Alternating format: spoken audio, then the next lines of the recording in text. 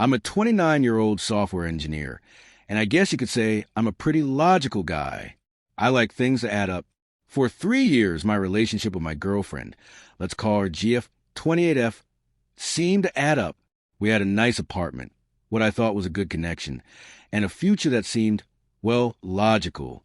Then, one Tuesday afternoon, the entire equation of my life got thrown out the window.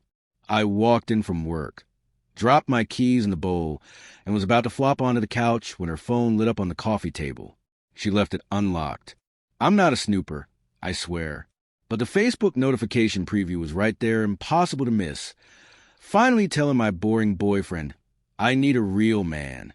My brain just stopped. It was like hitting a blue screen of death. But for my heart, boring boyfriend. That was me, the guy who worked 50-hour weeks so we could have this nice apartment. The guy who cooked dinner most nights because her culinary skills involved a toaster. The guy who was apparently just a placeholder. I picked up her phone. My hand was shaking, but I had to see. The post was real.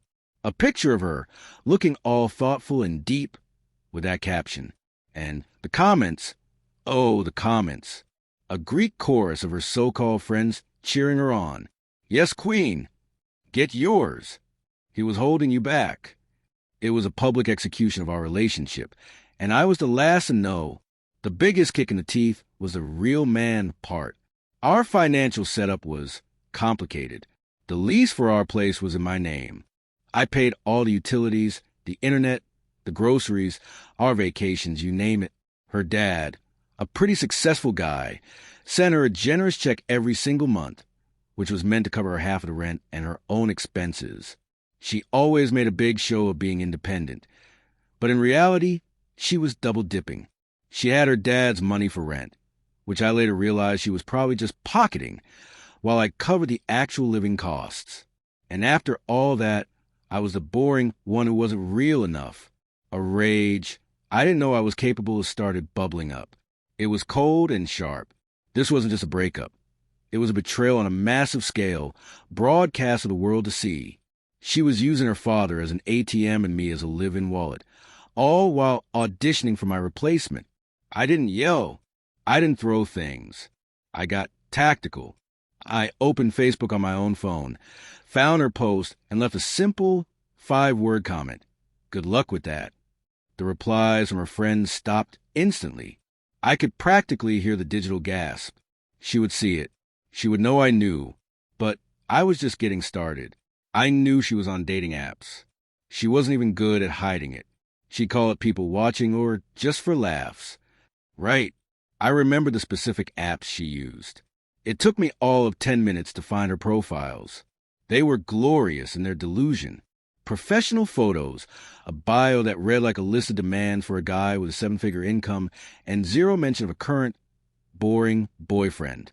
I took screenshots. Crystal clear screenshots of her face, her bio, her last active, today's status. Then I opened my email. I had her dad's email from a time we had to coordinate about a plumbing issue in the apartment. I kept the email short, professional, and absolutely devastating. Subject: something you should be aware of. Dear Mr., her dad's last name. I sincerely apologize for contacting you like this, but I felt it was my duty to inform you of something. Please see the attached screenshots. The first is a public social media post my GF made this afternoon. The others are from her currently active dating profiles. I believe you provide her with significant financial support, and I thought you deserved to know how that support in our relationship is being treated. Sincerely, my name. I attached the files and hit send. It felt like launching a nuke. I sat on the couch in the silent apartment and just waited. I tracked the email. Opened. Clicked. An hour went by.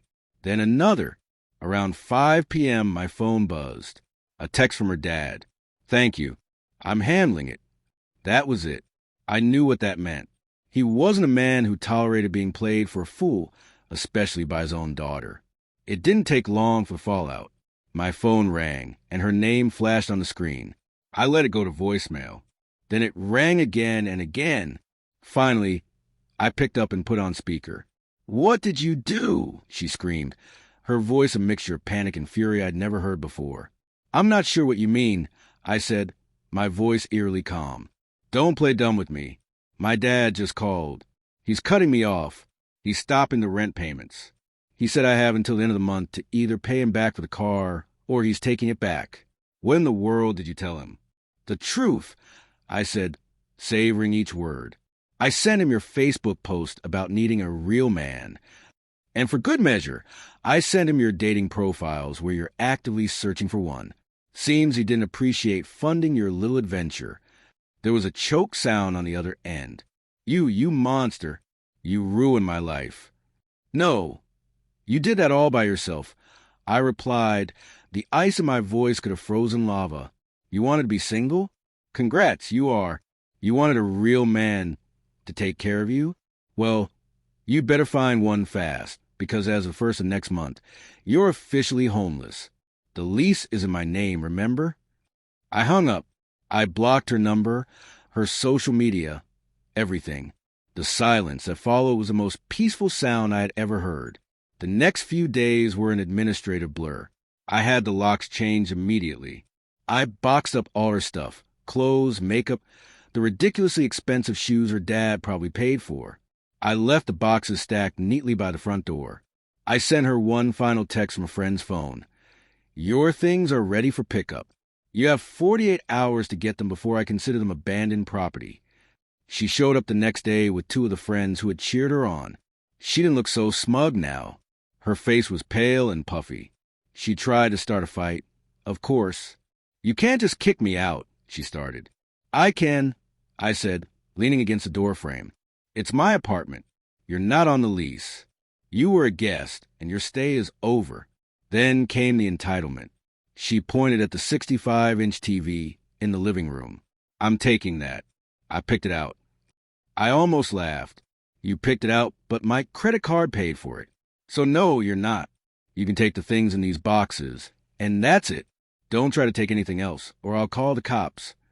Her friends looked uncomfortable. She glared at me, shot me a look of pure hatred, and then they started hauling her boxes away without another word. Seeing her stuff being carried out of my life felt like a final, cleansing act. A few weeks later, I got a call from an unknown number. It was her dad.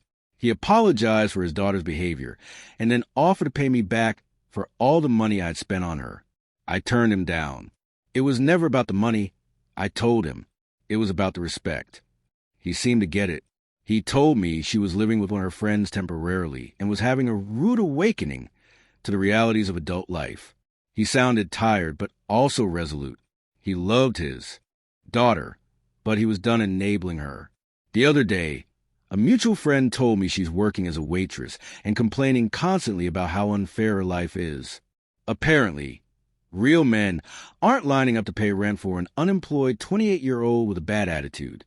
Who would have thought? I got my peace back. I got my self-respect back. And my apartment has never been cleaner. The whole thing was a nightmare, but the ending was pretty darn satisfying. If you enjoyed the satisfying little story of karma hitting like a freight train, feel free to follow for more. You never know when another one might pop up.